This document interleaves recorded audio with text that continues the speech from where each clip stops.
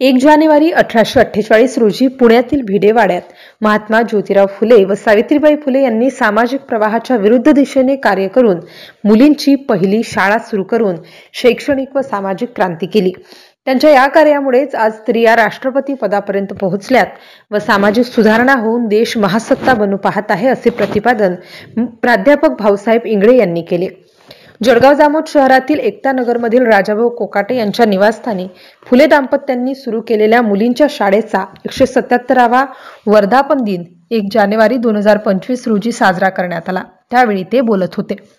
कार्यक्रमाचे अध्यक्ष RT वाकेकर हे होते, तर प्रमुख मान्यवर म्हणून डॉक्टर SN भोपळे, डॉक्टर संदीप वाकेकर, डॉक्टर सौ स्वातीताई वाकेकर, वत्सला भारसकर, हुसेन डायमंड उपस्थितांनी महात्मा फुले व सावित्रीबाई फुले यांच्या प्रतिमांचे पुष्पदीप व धूपाने पूजन करून पुष्पमाला अर्पण केल्या। या प्रसंगी डॉक्टर स्वातीताई वाकेकर, डॉक्टर SN भोपळे आदी मान्यवरांनी विचार व्यक्त केले।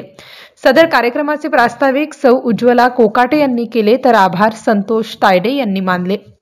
MCN न्यूज मराठीकरिता दिलीप इंगळे, जळगाव।